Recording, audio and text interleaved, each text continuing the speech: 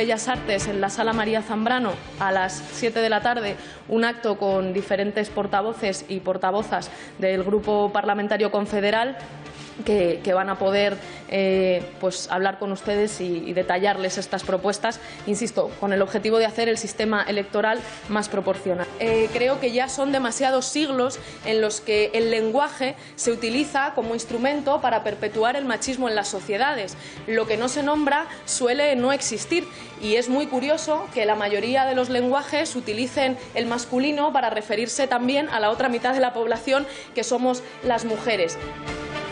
Muy buenas noches y bienvenidos a las noticias de Intereconomía. Es jueves 8 de febrero y ya lo han visto. El gravísimo dislate de la portavoz de Podemos en el Congreso ayer, al decir portavoces y portavozas, no solo no ha tenido una disculpa por parte de la que lo ha pronunciado, tal disparate, sino que encima lo han justificado. Alba Vila, buenas noches. Muy buenas noches, Gonzalo. Tanto Podemos como el Partido Socialista han justificado este garrafal error de Montero, asegurando que avanza en la igualdad. Pero es que pecan de tal ignorancia que no saben que decir portavoz no tiene femenino, entre otras cosas porque es una palabra compuesta a partir de dos lexemas. El segundo, voz, ya es femenina, con lo que decir portavoza sería lo mismo que decir boza en vez de voz.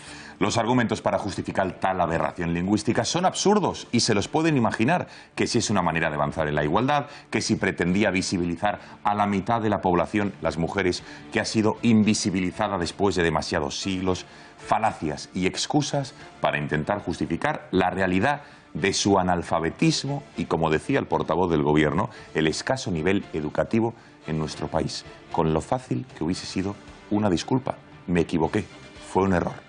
Pero no, se han empecinado. Repasamos el resto de la actualidad en titulares.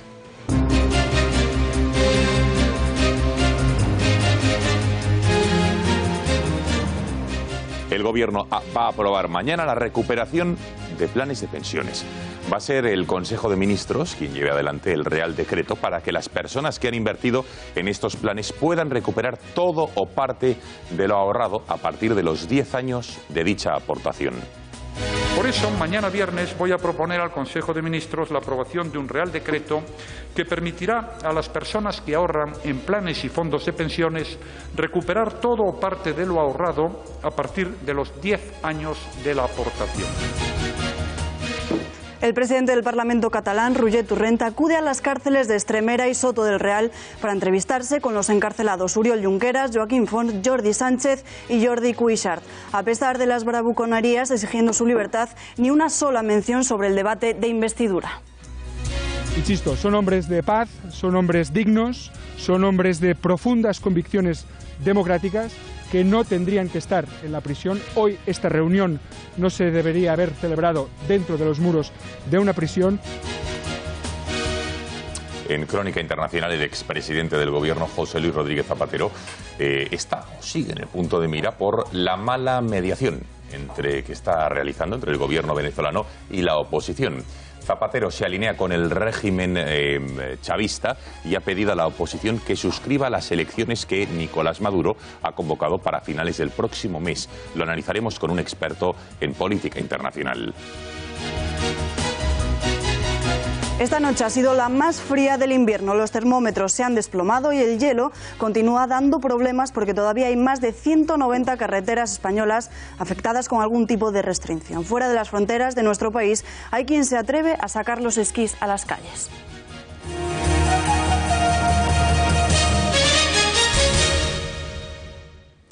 Era cuestión de tiempo. El efecto dominó del órdago separatista catalán ya tiene su primera víctima, el País Vasco.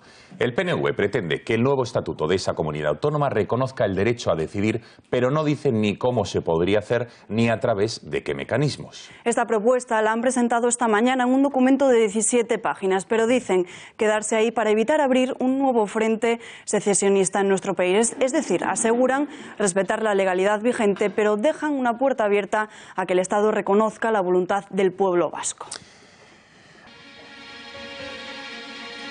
Respetar la legalidad vigente, como han hecho los líderes separatistas en Cataluña durante tantos años. Esa es la cuestión. Reconocer la voluntad del pueblo vasco. ¿De qué nos suena esto? Pues también de lo ocurrido en Cataluña, una etapa en la que se ha querido silenciar a más de la mitad de la población catalana. Y lo más importante, se ha querido tomar una decisión tan importante sobre el futuro de España, de más de 45 millones de personas, sin conocer la opinión de todos los españoles, tan solo los de una parte. Y el Partido Nacionalista Vasco quiere que esto que ha ocurrido en Cataluña, con las nefastas conclusiones o consecuencias, se imite en dicha comunidad. A pesar de haber estado a la sombra y silenciado por la región catalana, ahora el nacionalismo vasco vuelve con más fuerza. Es la historia de un chantaje, ya que el PNV usa la baza de haberse convertido en un partido bisagra tanto para el Partido Popular como para el Partido Socialista cuando les ha tocado gobernar. Tiene todos los detalles Fátima García Manzano. Muy buenas noches. Buenas noches, Alba. Pues parece ser que los intentos de los nacionalistas por declarar la independencia en el País Vasco nos han quedado ahí y han vuelto a la carga. Y lo han hecho a través de este plan, del Plan Urkullu, que no es más que un plagio del llamado Plan Ibarretxe. ¿Se acuerdan de él? Bueno, pues lo tenemos aquí. Fue presentado por el ex Lehendakari en el año 2013. Ya ahí se hablaba de derecho de autodeterminación y de derecho a decidir y del Estado liberal de la nación. Bueno, pues ahora con el Plan Urkullu esto ha cambiado. Ahora proponen el derecho a decidir y hablan de la naturaleza confederal que debe tener la relación del País Vasco con España. Pero no solo eso, vamos a ver en detalle cuáles son las claves de del plan de Urkullu. El PNV pide que el País Vasco tenga un nuevo estatus político y que sea reconocido como nación. No obstante, dice que será la ciudadanía vasca quien decidirá su estructura política y su régimen de convivencia. Pero no se quedan ahí. Parece que el nombre de País Vasco se les queda pequeño y apuestan ahora por rebautizar a la comunidad autónoma. Entre los nombres posibles se encuentran la Comunidad Foral Vasca, Comunidad Nacional Vasca, Estado Autónomo Vasco o Estado foral. Ahí es nada. Las reformas no se quedan ahí. Quieren, atención, un sistema judicial propio, una seguridad social independiente, tener capacidad de representación en la Unión Europea, controlar las infraestructuras, y hasta incluso una selección deportiva nacional. Ahí es nada. Muchísimas gracias, Fátima. Desde el PNV, el presidente de la Ejecutiva, Andoni Ortúzar, ha respondido ante la polémica creada defendiendo que su propuesta de nuevo estatus para el País Vasco es totalmente legal. Dice que uno de los motivos es que en Madrid hay una resurrección del espíritu del Cid campeador. Y podamos hablar, porque lo que nosotros proponemos es realista, tiene base legal, no rompe. Lo que quiere hacer es fortalecer unos vínculos desde el reconocimiento mutuo y desde una relación bilateral en la que todos estemos a gusto.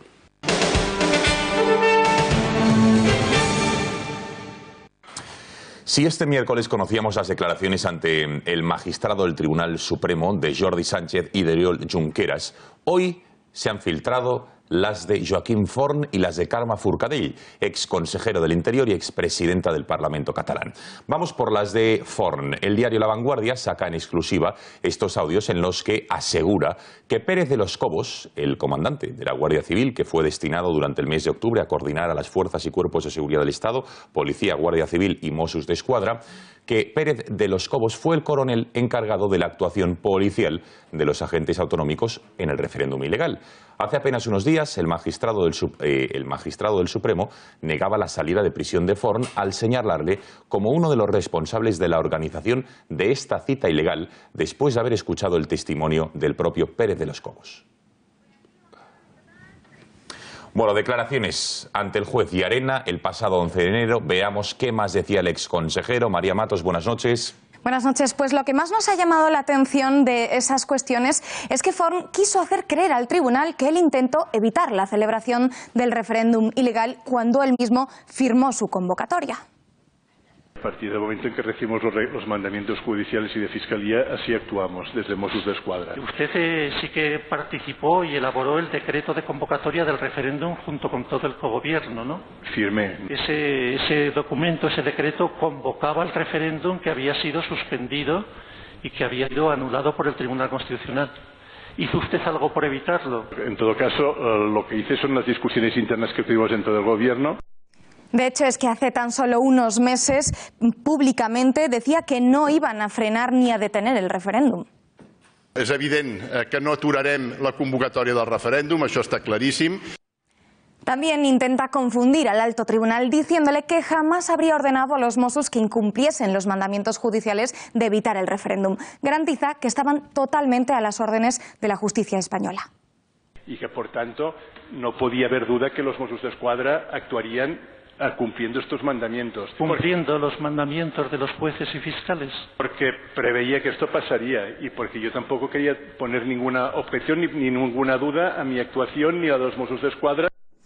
Aunque otra vez tenemos la prueba de que ha mentido ante el juez. Escuchen cómo decía que los Mossos iban a garantizar que se pudiese votar en el referéndum ilegal. O sea, que se confirma que dio órdenes a los Mossos para garantizar ese referéndum. Y la Policía de Cataluña, pues entre sus funciones, si hay unas elecciones, también tiene la salvaguarda de la seguridad y permitir que cualquier ciudadano pueda votar en una situación de tranquilidad y de seguridad. Frente al juez, su comparecencia también ha hablado de por qué él mismo votó en el referéndum. Dice que votó y punto. Voté y punto. Yo soy consciente precisamente de esto, ¿no? Que por un lado había un mandamiento político que era el de la realización del referéndum y en ningún momento las obligaciones del Departamento de Interior pasaron por delante del mandato político que tenemos. Pero el problema no está en votar, sino en que ese referéndum era ilegal para todo el mundo. Bueno, menos para él, que pensaba que no era un delito. Aquest referèndum no és un delicte, que votar no és delicte perquè això està despenalitzat. Y escuchen ahora lo que Forn decía el 27 de septiembre, que la policía española iba a Cataluña para generar tensión. Es evidente que lo que quieren que se produzca sean movilizaciones tumultuosas y por eso están tensionando todo lo que pueden. No podemos caer en su trampa. Los policías que vienen aquí es evidente que vienen a alterar el orden democrático. El fiscal le ha preguntado por estas mismas declaraciones y fíjense lo que responde, que se equivocó. El 27 de septiembre vuelve usted a decir que la policía y la Guardia Civil se desplazan a Cataluña para alterar el orden. Sí, yo creo que fue una equivocación. ¿Una equivocación suya decir esto? Seguro que me expresé bien. Y ya por último hemos escuchado cómo ante el juez reniega de la declaración de independencia. Dice que estaba clarísimo que había sido simbólica. Dije, no, presidente, siempre he dicho que era simbólica, que era una declaración política y exclusivamente política. Y sí que es verdad que hice estas declaraciones y, bueno, entre usted y yo, pues le digo que también recibí una queja por parte del gobierno porque no era esta la interpretación que yo había hecho, no era la correcta y por tanto fue un error mío. Bueno, como siempre, los independentistas, una versión en privado y otra en público. Efectivamente, muchísimas gracias, María. Y es que las mentiras, lo acabamos de ver, tienen las patas muy muy cortas. Fíjense, ¿cómo se puede calificar lo que hizo hace un mes Forn delante del juez? De papo, de sinvergüenza. ¿Cómo es posible que durante tanto tiempo hayan hecho lo que les ha dado las ganas? Hayan campado a sus anchas, se hayan saltado las resoluciones judiciales, no hayan cumplido ninguna de las leyes y ahora, ante la justicia, dicen que no han hecho todo lo que la hemeroteca, si lo acabamos de demostrar, ha contrastado, ha demostrado. En fin, María, ¿qué pasa con Puigdemont? Bueno, pues Carles Puigdemont vuelve a intentar que los Mossos queden como las víctimas por su actuación en el referéndum ilegal del pasado 1 de octubre. Dice que gracias a Ostetur, a la delegación del Gobierno, ayuntamientos y el Ministerio de Interior, por el merecido homenaje a los policías que se dejaron la piel atemorizando, persiguiendo, insultando, amenazando y pegando a ciudadanos de Cataluña el 1 de octubre. Y vuelve otra vez a mencionar a Franco al decir que Franco estaría muy orgulloso. Bueno, y atención, porque Carles Puigdemont podría tener ya un sustituto, o en este caso una sustituta. Las filas de los partidos independentistas Junts per Catalunya y Esquerra Republicana señalan a quien ven en sus pantallas, a Elsa Artadi, como una posible candidata. Ambas formaciones continúan sus negociaciones para llegar a un acuerdo que desbloquee la situación. Pero parece que están en un punto común sobre quién podría ser investido en el hemiciclo catalán. El nombre de Artadi ha sonado desde un principio, pero eso sí, no deja de ser un segundo plato, un plan B, si Carles Puigdemont no consigue ser investido presidente de la Generalitat o tome conciencia de una vez de que no puede ejercer el poder desde Bruselas. En cualquier caso, Artadi sería la presidenta de la Generalitat en Barcelona, en Cataluña, pero a las órdenes de Puigdemont, Alba. Pues sabemos del Sartadi, que es la mano derecha del presidente fugado y que fue la que supuestamente organizó una campaña de desprestigio internacional contra España. Pero analicemos ya el perfil de Elsa Artadi. María Matos, buenas noches de nuevo. Hola otra vez. Pues Artadi es una catalana de 46 años, procedente de una ilustre familia de economistas afincados en Sitges. Tiene un bagaje profesional brillante. Vamos a ver su currículum rápidamente. Es licenciada en Economía.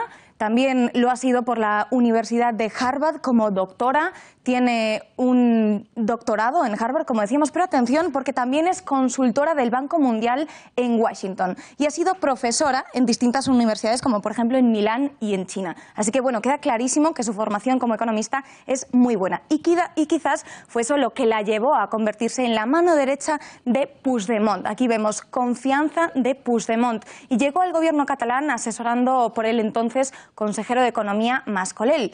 Él la convirtió en directora general de tributos años más tarde y pasó a formar parte del círculo de confianza de Puigdemont, quien la nombró en las pasadas elecciones como jefa de campaña de Junts per Catalunya. Ella lideró también los mensajes que se emitían y decidía el modo en el que los dirigentes participaban en los actos. Consiguió dar la vuelta a todas las encuestas, situando a la candidatura de Puigdemont como segunda fuerza más votada. Y también muy cercana a los dirigentes separatistas desde hace meses y quizás por ello se encuentra pues en esa lista de personas de interés realizada por la propia Guardia Civil para la investigación del procés, pero por ahora no está investigada. A lo mejor también es por estas declaraciones.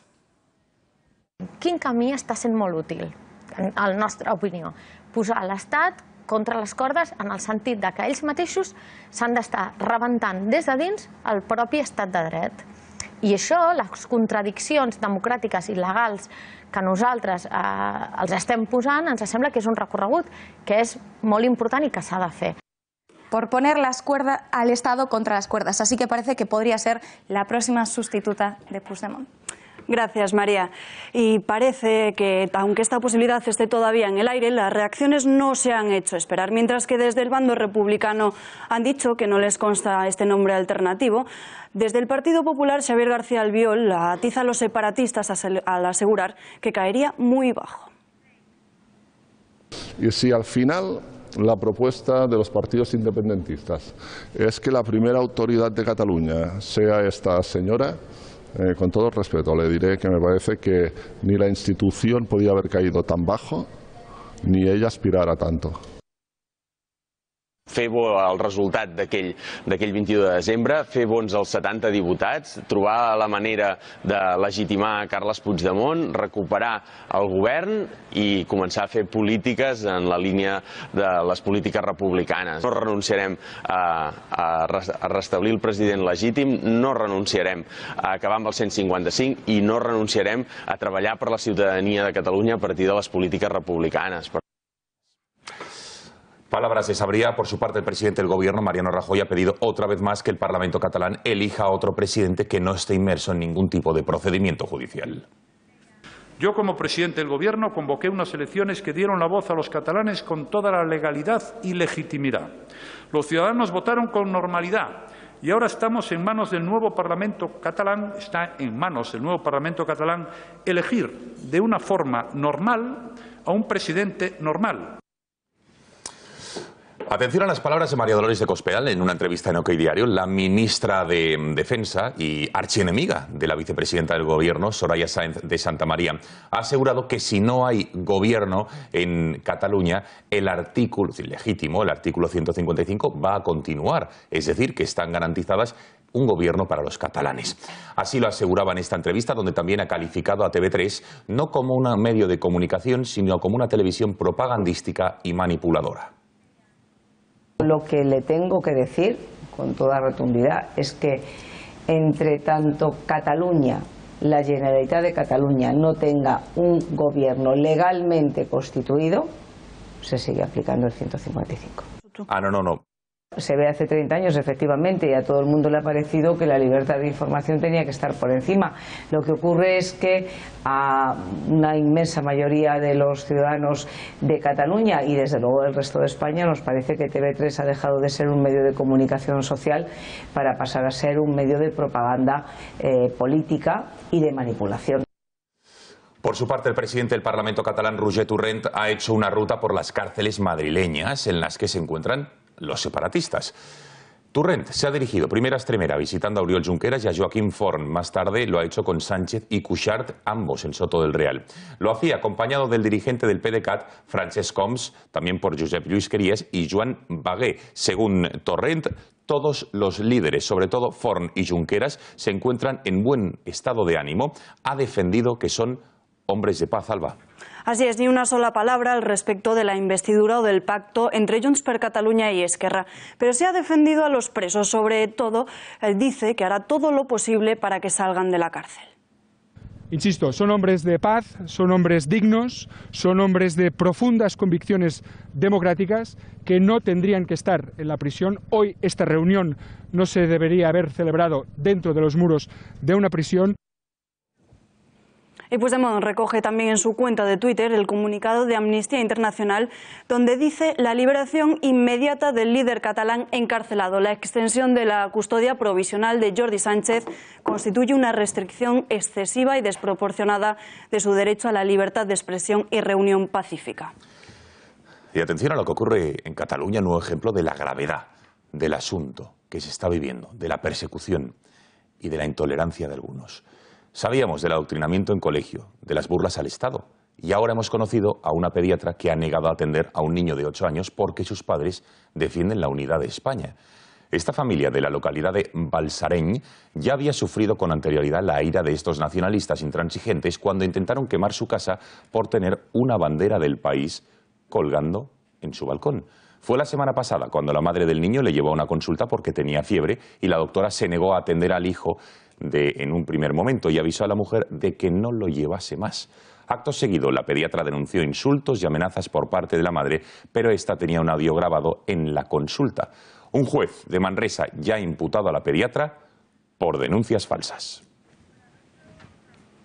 Más ataques de odio. Mari Vázquez es la hija de un concejal de Ciudadanos que ha sufrido hasta 3 ofensivas de los independentistas en menos de una semana. La primera fue ver su coche rayado con las 3 letras CAT. Al día siguiente la inscripción era mucho más grande y con 2 lazos amarillos pintados encima del capó. La última, las ruedas del vehículo rajadas. La hija del concejal ha puesto ya 2 denuncias ante los Mossos d'Esquadra que de momento no han servido para nada. Desde aquí nos preguntamos hasta dónde va a llegar el separatismo.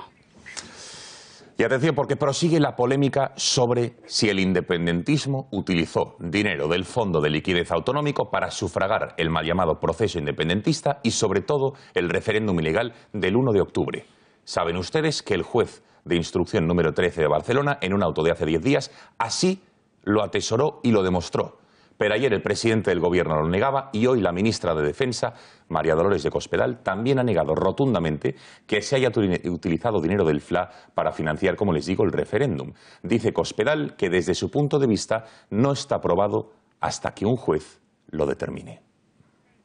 Que el FLA no se pagaba ni se paga directamente a la Administración Autonómica, se paga directamente a los proveedores. Otra cosa es ver luego cómo esos proveedores han utilizado el dinero, pero ahí entra un procedimiento judicial. Sobre este asunto también ha vuelto a hablar Mariano Rajoy. Tras el cruce de reproches de ayer con Albert Rivera, el presidente ha vuelto a asegurar no tener ni idea del uso del FLA para el referéndum. Es evidente, hombre, y a ver si todos tenemos un poco de buena fe, que el Gobierno de España no se dedica a dar dinero para que se haga un referéndum como este. Y, por tanto, yo no tengo ningún conocimiento de que eso se haya producido. Y si se ha producido, pues agradezco que alguien me dé la factura que demuestra que eso ha tenido lugar, en cuyo caso rectificaré y diré, evidentemente, aquí ha habido un fraude.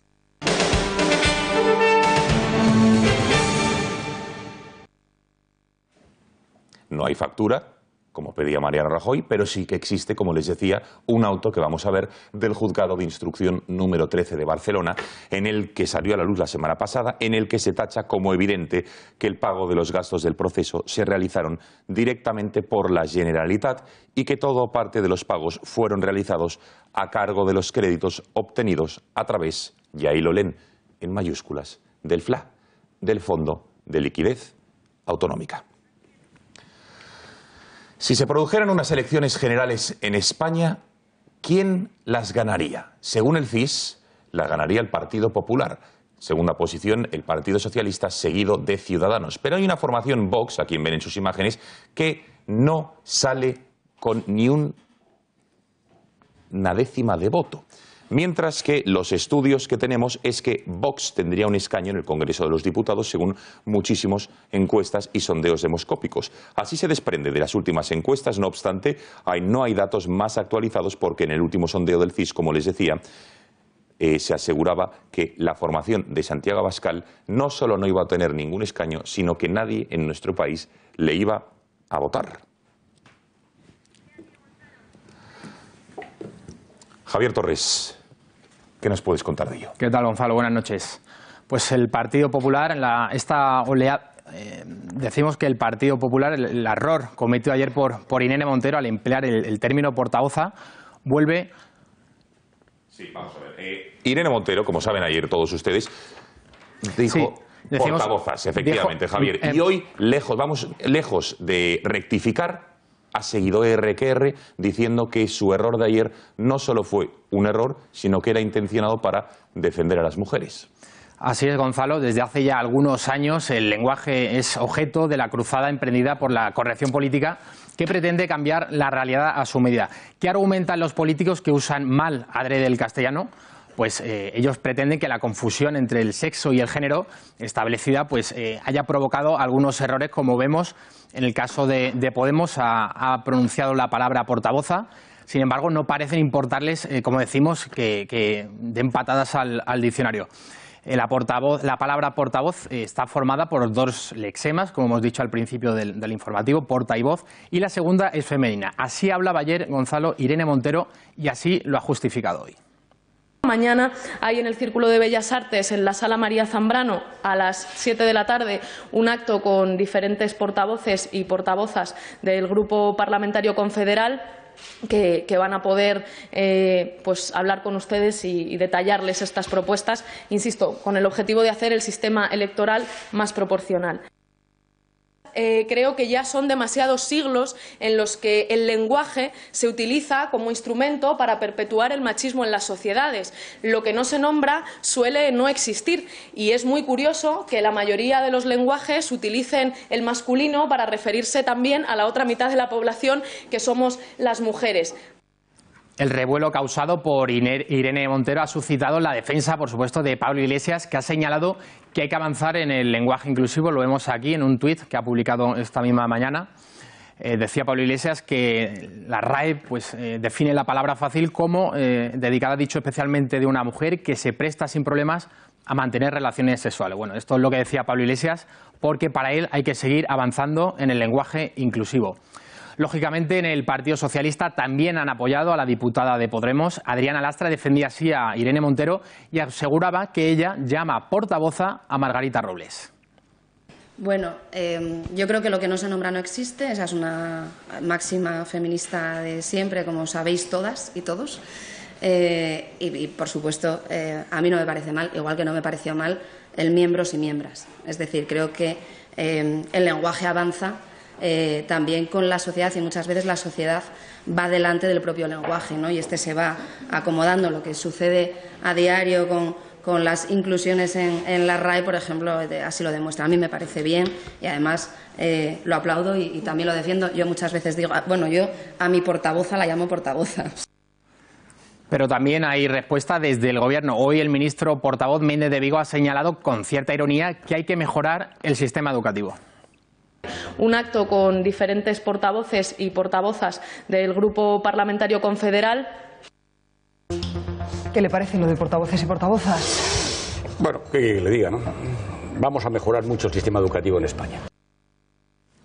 Además, sobre esta ofensiva feminista en el lenguaje se pronunció hace unos años la RAE, que dejó muy claro que el término portavoz es un sustantivo común en cuanto al género, ya que se puede usar tanto el portavoz como la portavoz.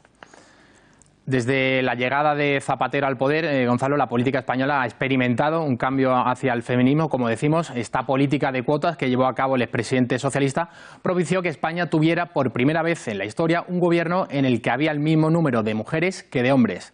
Una de estas ministras, recordarán todos nuestros espectadores, fue Viviane Aidó, que empleaba el término miembras sin respeto alguno al diccionario. Vamos a verlo. Estoy convencida de que el compromiso con la igualdad de los miembros y miembros de esta comisión. Y lejos de corregir esta tendencia, el Partido Socialista de Pedro Sánchez sigue por este camino. Ustedes, ayer, todos los miembros y miembros del grupo parlamentario... Bueno, Javier, ha quedado clarísimo esta nueva ola, que lejos de disculparse encima por este error garrafal, lo intentan justificar, como siempre, con el machismo. Gracias, hasta ahora. Bueno, para hablar de todo ello, tenemos conexión con el sociólogo Amando de Miguel, a quien ya saludamos. Don Amando, buenas noches. Buenas noches, Gonzalo. A su juicio, ¿usted qué cree? ¿Error intencionado o fallo, digamos, gramatical grave? Bueno, es que el idioma está degenerando a causa del movimiento feminista, es evidente. Hay dos explicaciones, o ignorancia, analfabetismo, digamos, o ganas de enredar, y al enredar, en el fondo, obviar los problemas reales, ¿no?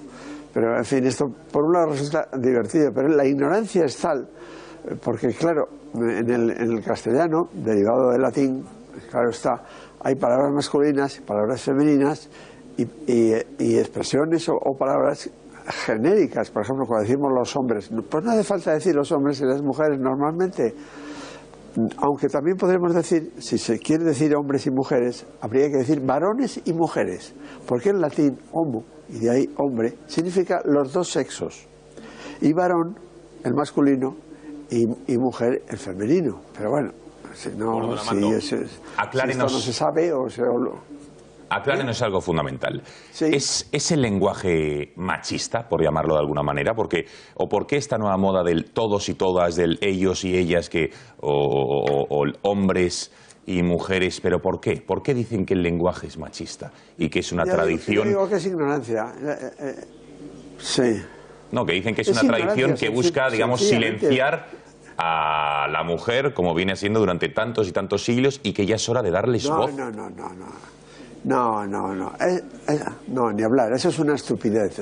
Repito, hay palabras genéricas para los dos sexos y palabras masculinas y palabras femeninas. Por ejemplo, persona, es una palabra femenina, pero no necesitamos decir personas y personas, por si acaso algún varón se siente ofendido de que las personas son todas femeninas. No, señor, las personas es un genérico femenino, pero que envuelve a los varones y a las mujeres. No hay que decir personas, sería una estupidez soberana.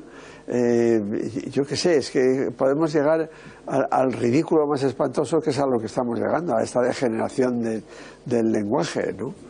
Don Amando, vamos a ver, que está claro que la clase política... Claro, que la clase política se está contagiando de esta nueva... La clase política se está contagiando de esta nueva moda feminista, es evidente. Sí, claro, Pedro Sánchez, secretario general del Partido Socialista, Pablo Iglesias, su número 2, pero la RAE y los estamentos, digamos, las reales academias, ¿están, digamos, protegidas, están en una burbuja ante esta nueva moda o pueden, digamos, caer ante la trampa de adaptar el lenguaje, como piden ellos?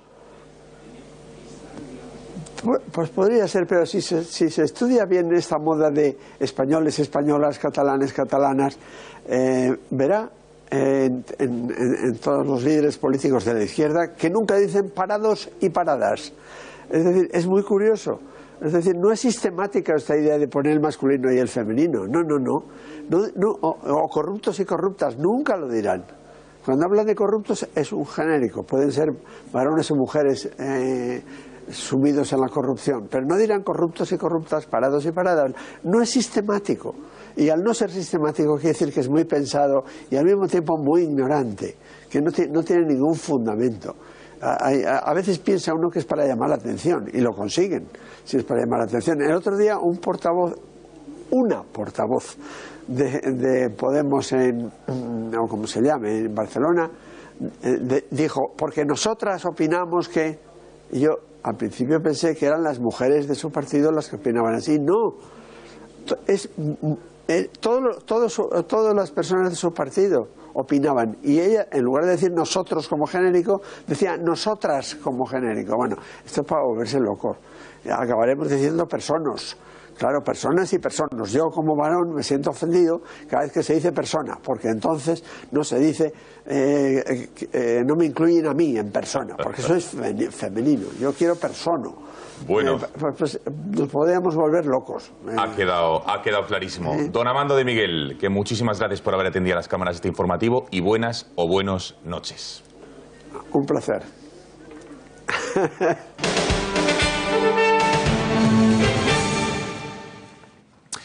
El presidente del Gobierno se niega a relevar al ministro de Economía, Luis de Guindos. Desde el Ejecutivo de Mariano Rajoy no quieren poner a otro miembro del Consejo de Ministros sustituyendo a de Guindos cuando éste abandone el Consejo para irse a la vicepresidencia del Banco Central Europeo. La idea pasa entonces por limitar los cambios de la cartera de Economía. Si finalmente deciden poner a una persona, los requisitos van a ser que tenga experiencia en Bruselas y que conozca el aparato económico del Estado.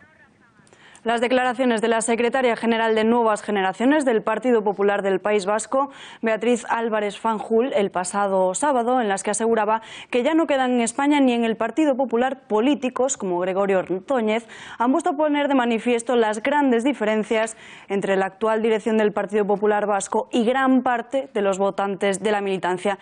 ¿Qué ha pasado en los últimos años en el partido para cambiar el discurso de forma radical? Javier Torres. ¿Qué tal? Buenas noches, Alba, Gonzalo. Pues las palabras, como bien decía Alba, de la secretaria general de Nuevas Generaciones en el País Vasco, pues han levantado ampolla en la dirección del partido, quizá porque en el PP no están acostumbrados a la disidencia interna o quizá por simple mala conciencia, pero lo cierto es que la confesión realizada por la joven Beatriz Álvarez ha recordado lo que muchos militantes piensan y pocos se atreven a decir. Así hablaba ella de Gregorio Ordóñez. Goyo seguramente nos diría que no tengamos complejos. Políticos como Goyo no quedan. Ninguno. Ni en el País Vasco ni en España. Políticos sin miedo a nada, sin complejos, con esa determinación, con ese mensaje. Políticos de esa altura no quedan. Lo que demuestra esta joven es que actualmente no hay nada en el Partido Popular Vasco que recuerde al de la época de Jaime Mayor-Oreja, María San Gil o incluso el propio Santiago Abascal. El cambio de rumbo del partido se produjo y se consolidó en el año 2009 durante la etapa de Antonio Basagoiti con esa estrategia bautizada como política pop. Aquello fue algo más que un eslogan y ya que en la práctica se tradujo en el blanqueamiento de los partidos nacionalistas y en hacer borrón y cuenta nueva con la izquierda abertzale. 2 años más tarde, en 2011, algunas voces, como la de María San Gil, ya fuera del partido, pusieron el grito en el cielo por lo que consideraban un escándalo, y es que Bildu se presentara a las elecciones autonómicas de ese año. Aunque oficialmente el Partido Popular recibió negativamente la noticia, años después se considera Bildu como un partido más del sistema. Vamos a escuchar lo que decía María San Gil. Yo recuerdo a dirigentes socialistas diciendo que esto era buenísimo, que estábamos todos acercándonos a la normalización, e incluso el PNV, cuando el Supremo dijo que Bildu era ETA y que no se podía presentar, rompió relaciones con Zapatero. Es decir, no podemos olvidarnos de la responsabilidad enorme que han tenido ambos partidos en intentar limpiar la cara de Bildu y ponerles una alfombra roja. En realidad, la posición de María San Gil era la que siempre mantuvo el Partido Popular en el País Vasco, porque si por algo se caracterizó el partido fue en su firmeza contra ETA y contra todos sus satélites, como demostró durante toda su carrera política Gregorio Ordóñez, antes de ser asesinado por los terroristas. Vamos a ver lo que decía Gregorio Ordóñez. Me metí en política solo por 2 motivos. Porque quiero mucho a mi tierra y no me daba la gana verla con un yugo, doblegada, tanto por los pistoleros de ETA. Sí, el problema de ETA se soluciona cuando el último asesino esté en la cárcel, pudra sus huesos en la cárcel. Lo demás son tonterías. El PP de hoy, sin embargo, tiene un discurso que sería intercambiable por el de partidos como el propio Partido Nacionalista Vasco. Vean si no a Alfonso Alonso hablando de centralidad al referirse al PNV y al Partido Socialista de Euskadi. Bueno, hemos hecho el acuerdo en Euskadi porque la estabilidad es buena para Euskadi y yo creo que es buena noticia que haya un acuerdo entre tres partidos que aspiran a la centralidad, ¿no? Dos están en el gobierno, el PNV y el Partido Socialista, y nosotros en ese ejercicio de responsabilidad influyendo en la política económica aquí. Y yo creo que esta estabilidad que aquí procuran esos tres partidos, que son institucionales, que es el Partido Socialista, el PNV y el PP, pues es también una fórmula conveniente para España. El mal resultado del PP en las elecciones autonómicas de 2015 suscitó la autocrítica de muchos miembros del partido. Uno de ellos fue Borja Semper, aunque su análisis ni mucho menos tiene que ver con la falta de convicciones que desde hace años sufre su partido. Bueno, yo no soy nadie para dar lecciones a nadie, que bastante tengo con lo mío, en Guipúzcoa y en el conjunto de Euskadi. Si tú me preguntas mi opinión como dirigente territorial, como afiliado del Partido Popular, yo te la doy. Es un debate que estaba en el partido y que sigue estando.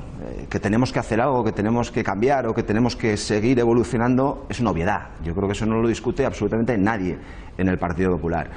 El cómo y el cuándo quizás es lo que nos falta por decidir. Más allá de esa división en el PP vasco, otro de los temas que ha acrecentado la división entre el Partido Popular de hoy y el de la época de Aznar es el del aborto. Esto decía Soraya Sáenz de Santamaría sobre la ley aprobada por Zapatero, que más tarde se encargaría de no modificar tal y como habían prometido. Que retire una ley que no tiene ni consenso social ni apoyo tan siquiera unánime de las filas socialistas. Y ese es el primer paso. Y a mí me gustaría que el Gobierno reflexionara sobre lo que ha visto y oído este fin de semana, no solo de los manifestantes, sino también de dirigentes del Partido Socialista. En definitiva, estos son algunos ejemplos que demuestran que las dos almas del Partido Popular han sucumbido al rodillo progresista que hoy se ha impuesto de manera clara en el Partido Popular. Muchísimas gracias, Javier. Abrimos página internacional porque cada vez más la mediación de José Luis Rodríguez Zapatero en Venezuela está causando más y más polémica. El expresidente del gobierno español está presionando a la oposición venezolana para que acepten firmar un acuerdo con Nicolás Maduro.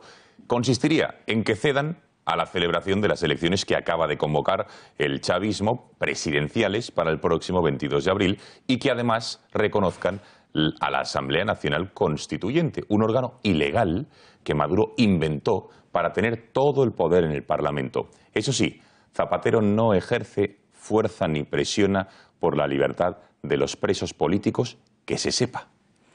Pues como dices, Gonzalo, los venezolanos podían estar llamados a las urnas el 22 de abril. El gobierno de Nicolás Maduro pretendía que las elecciones se celebrasen en marzo, pero la oposición intentaba estirar la fecha hasta junio. Una disputa que ha creado muchos problemas en la negociación de Santo Domingo. La campaña electoral comenzará el 2 de abril y aunque las elecciones se produzcan 20 días después, el elegido presidente no tomará posesión en el cargo hasta enero de 2019. Unos comicios que podrían tener como resultado 6 años más de Maduro. 6 años más de Maduro. Bueno, para analizar estos comicios y sobre todo el papel de José Luis Rodríguez Zapatero, muy criticado, criticadísimo en Venezuela, tenemos conexión con Ramón Pérez Maura, es periodista y adjunto a la dirección del periódico ABC. Ramón, buenas noches. Buenas noches. Bueno, elecciones en Venezuela para el próximo 22 de abril. ¿Qué crees que busca Nicolás Maduro con la convocatoria de estos comicios? ¿Perpetuarse? Claramente aspira a descolocar a la oposición, a convocar elecciones cuando la oposición no tiene capacidad de presentar un candidato de unidad y a hacerlo de forma un poco acelerada y precipitada, de forma que su victoria pueda ser arrolladora, a diferencia de lo que vimos en las elecciones legislativas cuando su derrota fue arrolladora. Hoy la Fiscalía de la Corte Penal Internacional ha abierto un expediente a Venezuela por represión. ¿Crees que, Ramón, aquí hay garantías de que estos comicios sean justos, democráticos? El Parlamento Europeo ya había mostrado sus dudas al respecto sobre esto. No, yo creo que está claro que nadie piensa que estas pueden ser unas elecciones libres y verdaderamente democráticas. En democracia hace falta algo más que poner urnas. Hay que cumplir una serie de requisitos en torno al proceso electoral que en Venezuela no se da ninguno de ellos. Quizá ni siquiera la existencia de urnas pueda llegar a llamarse democrática en sí misma. Definiría, Ramón, el papel que está jugando nuestro expresidente José Luis Rodríguez Zapatero en Venezuela? Porque su carta a la oposición venezolana pidiendo que suscriba las elecciones de Maduro ha indignado a muchísima gente. El papel del presidente Rodríguez Zapatero, desgraciadamente, es extremadamente lamentable y es una vergüenza que el nombre de España esté involucrado en Venezuela de la forma en que la está involucrando Rodríguez Zapatero. No se puede avalar al régimen de Maduro como él lo ha avalado en esta negociación. No ha hecho ningún papel de mediador, ha hecho un papel de conseguidor para el régimen de Maduro y ese es el resultado que vemos de su gestión en República Dominicana. ¿Y qué influencia crees que puede tener estos comicios en nuestro país? En nuestra clase política me refiero, lo digo porque desde Podemos parece que han aprendido bien la lección y ya se han desmarcado del chavismo, ¿no? Bueno, se han desmarcado del chavismo, pero probablemente, si como cabe imaginar Maduro sale vencedor de esta falsa elección, reivindicarán el triunfo de Maduro. Ellos lo que no quieren es verse salpicados por una derrota. Una última cuestión, Ramón. Me gustaría preguntarte por la postura de Macron, el presidente francés, con Córcega, en la que se ha mostrado inequívoco con la unidad francesa, pero abriendo la puerta a reconocer su singularidad en la Constitución. ¿Qué te parece lo que ha hecho Macron con Córcega en concreto? Bueno, es una singularidad que en España podría tener cualquiera de las 17 comunidades autónomas, pero es que es un reconocimiento nominal, no es un reconocimiento que vaya acompañado de hechos concretos como los que tienen en España las 17 comunidades autónomas, no digamos Cataluña. La realidad de Córcega es que no tienen ni siquiera en lo que piden la mitad de autonomía que tiene Cataluña en este momento. Y Cataluña, que tiene el doble de autonomía que ellos, lo que quiere es la independencia. Ramón Pérez Maura, gracias por haber atendido a las cámaras de este informativo. Buenas noches. Londres es una ciudad donde es habitual el uso del hijab, pero ahora el gobierno británico lo promociona entre las mujeres occidentales. Lo hace hasta tal punto de que regala este tipo de prenda. Ya hay quien critica estas medidas y no comprende cómo el gobierno puede amparar y financiar este tipo de actividad. Conectamos en directo con nuestra redacción de La Gaceta. Arturo García, buenas noches. Buenas noches. Londres es una de las ciudades más multiculturales del mundo. El hijab está extendido entre la población. Los musulmanes forman una parte importante de la sociedad y el alcalde de la misma, Sadiq Khan, también es musulmán. Este y otros son los motivos esgrimidos por las autoridades británicas para promocionar el uso del hijab, la prenda islámica que obliga a las mujeres a cubrir su cabello. El FCO, el equivalente al Departamento de Estado de Norteamérica, emitió un mensaje con el siguiente anuncio: ¿te gustaría probar un hijab? ¿Quieres saber por qué las mujeres musulmanas deciden cubrirse su cabello? Ven a comprobarlo. Un nuevo paso más en el proceso de cambio que vive la sociedad británica. Las principales ciudades cuentan con guetos, zonas donde las patrullas de la Sharia han tomado las calles y la ley islámica es la única ley vigente. Un conocido predicador, Abu Rumaysha, aseguró que el principal objetivo era crear un califato dentro del Reino Unido y se ve que no está tan lejos. Arturo, gracias. Buenas noches. Bueno, conexión desde La Gaceta. Ojo, porque esta ha sido la noche más fría del año. El temporal ha marcado esta última semana e incluso ha puesto en alerta naranja y roja algunas ciudades.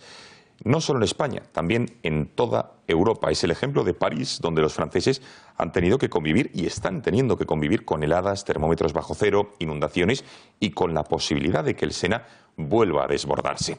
Se prevé incluso que la nieve y las bajas temperaturas continúen durante todo lo que queda de semana. La nieve, como les decía, ha hecho que algunos ciudadanos saquen sus esquís a la calle, que el hielo esté en la carretera, llegando a que hasta 80 coches colisionen uno detrás de otro, o imágenes de paisajes cubiertas de blanco propias de una postal. Repasemos lo que ha ocurrido con este temporal a lo largo y ancho del mundo entero.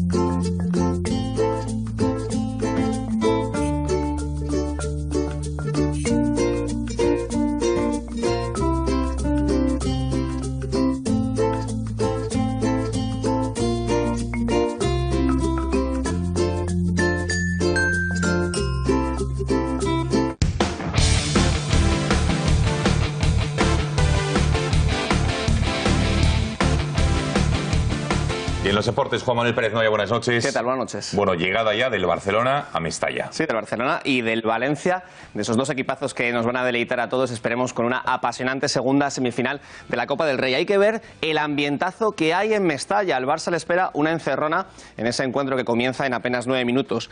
André Gómez, titular. Estamos viendo el autobús Che en su llegada a los alrededores del estadio valencianista. Bengalas, lanzamiento de papel higiénico, confeti, impresionante ambientazo que ya decimos seguro que puede amedrentar a los jugadores del Barça. Piqué titular y a André Gómez, que vuelve al que fue su estadio. Bueno, pues esto es una de las dos semifinales, 1-0 en la ida para el Barça. La otra semifinal ya está resuelta. Sabemos que el Sevilla es uno de los dos finalistas de la Copa del Rey, pero el Leganés vendió muy cara su derrota. De hecho, al acabar el encuentro, el equipo de comunicación del Club del Sur de Madrid subió esta imagen en las redes sociales. Una vez más, volvieron a demostrar su ingenio. Con la cabeza bien alta, gracias afición. Salieron, como vemos, rompiendo el vestuario del Sevilla, el vestuario visitante del Sevilla. Pero más allá de la Copa del Rey hay que hablar de fichajes. Queda mucho para el verano, pero seguro que el Real Madrid tiene que hacer una gran reestructuración. Vamos a ver a De Gea, David De Gea, el portero de momento el Manchester United, es el principal favorito para ocupar el lugar de Keylor Navas o Kiko Casilla en la portería blanca. Allí, en el Reino Unido, ya de hecho hablan de que es cuestión de tiempo su fichaje. Vamos a escuchar cómo Craig Bellamy, es jugador de la Premier League y además persona cercana a David De Gea, ha dicho esto hace muy poco en Sky Sports. He's the real deal. He's Madrid. I've always felt that Real Madrid have been looking for him to be their number one for a number of years, and it's just a matter of time before they get him. David De Gea para la portería. Y para la delantera, Neymar es el viejo sueño del Real Madrid. Ya lo intentó cuando se fue al Fútbol Club Barcelona. Otro buen amigo, en este caso de Neymar, también ha hablado de su fichaje. Ronaldo Nazario, el fenómeno que está en París, anunciando unas nuevas botas. La presentación de las nuevas botas, los compañeros de Marca le han preguntado: oye, ¿ves a Neymar en el Club Blanco? Esto ha dicho. El Madrid es un equipo donde todo el mundo quería jugar. Yo encantado. Neymar es un grandísimo jugador y quizás en los próximos años va a ser el mejor del mundo. Así que el Madrid necesita los mejores.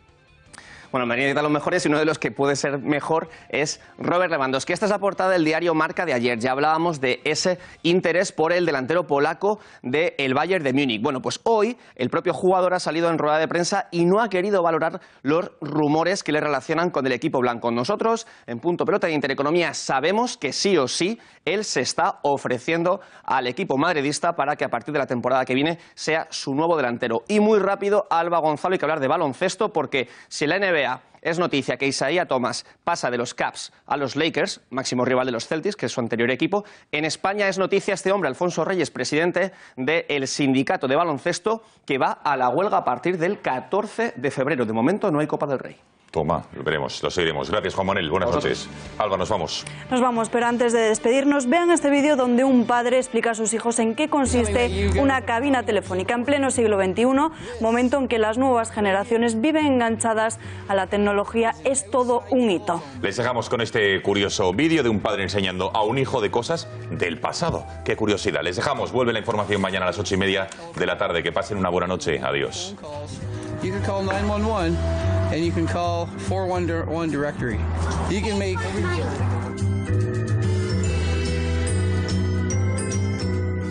that's a phone book.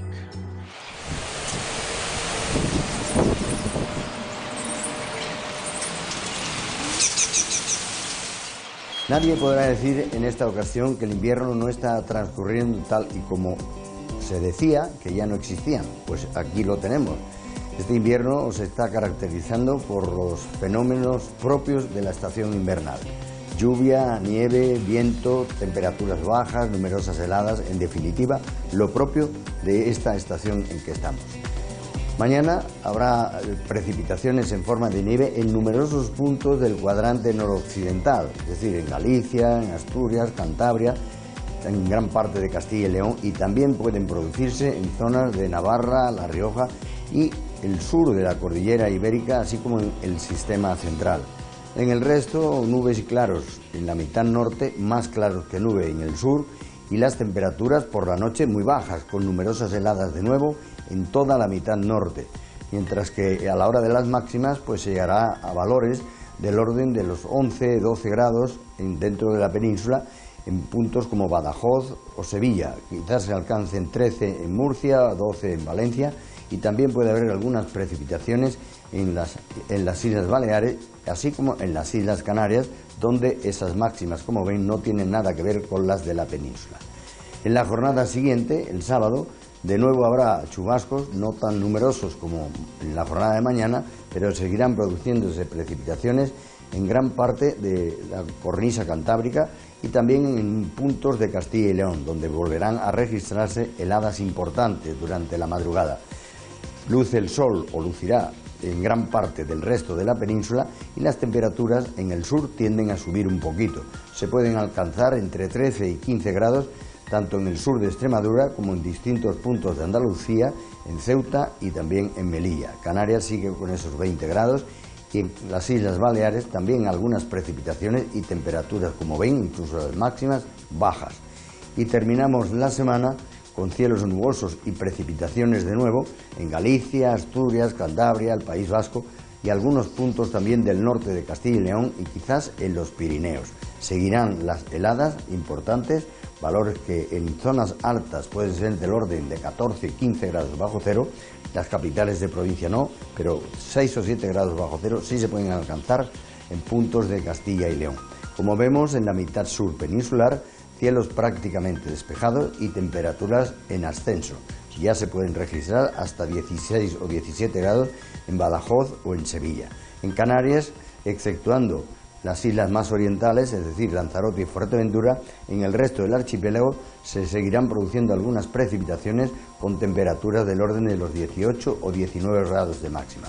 En Baleares suben un poquito y probablemente no haya precipitaciones, aunque seguirán los cielos parcialmente nubosos. Como decía al comienzo, pues características totalmente invernales las que vamos a seguir teniendo en los próximos días.